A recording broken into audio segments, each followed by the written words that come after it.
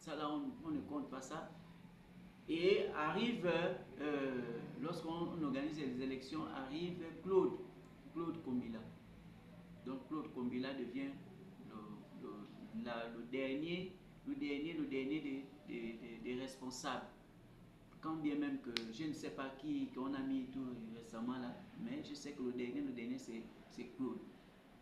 Donc vous voyez un peu le groupe, comment a fonctionné le groupe des enfants de cœur. Donc on a eu plusieurs générations. Beaucoup sont partis vers le Père et beaucoup sont dans la vie active. Je peux dire que le seul qui est resté même dans l'église, parce que parmi toute ma génération, c'est moi le cacique. Donc je suis là, engagé, tout et tout. Donc voilà, je continue toujours à servir mon Dieu, tant bien que mal. Je suis là. Autour de mes petits frères, mes enfants, tout le monde, on est là. Quand il y a les conseils, ils me demandent conseil, je leur dis, voilà, faites ça, faites ça, faites ça.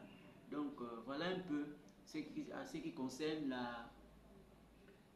comment on appelle ça, la marche de groupe des enfants de cœur, en travers les responsables, les différents responsables. Voilà. Donc c'est un peu ça. Mais nous, les enfants de cœur, nous, lorsqu'on s'est engagé dans le groupe, c'est parce qu'on avait un but. Le but c'est quoi? Le but c'est que l'enfant de cœur, lorsqu'il est engagé, c'est-à-dire dans le groupe des enfants de cœur, la première chose c'est quoi? C'est d'abord, on savait qu'à l'époque, lorsque tu es dans les enfants de cœur, tu deviens prêtre. La vocation arrive. Quand tu es dans les filles de Marie maintenant, qu'on appelle maintenant les filles de Marie, avant on appelait les filles des quêtes. Voilà. Et avant c'était les filles des quêtes.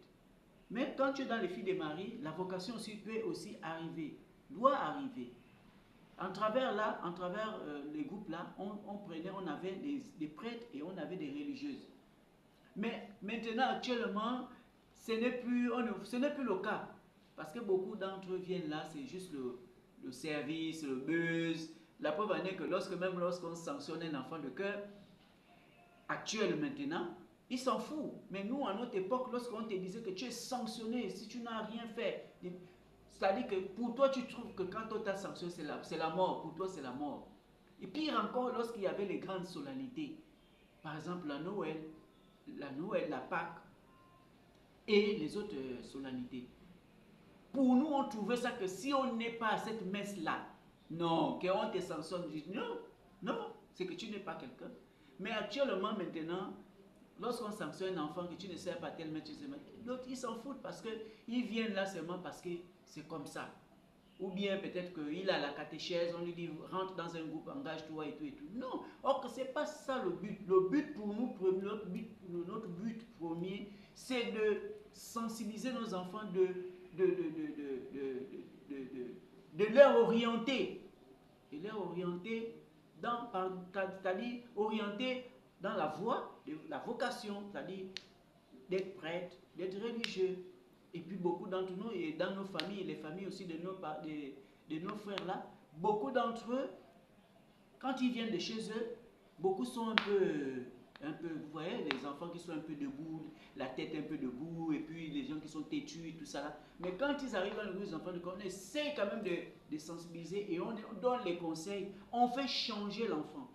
Parce que nous, à notre époque, on a eu au moins 3 ou 4 personnes qui étaient des grands voleurs, mais nous, on a réussi à les changer dans le groupe des enfants de cœur. Pourquoi? Parce que d'abord, quand on voit la personne qui est face à eux, qui a cette capacité-là, qui a comment on appelle ça, la manière, voilà, la manière de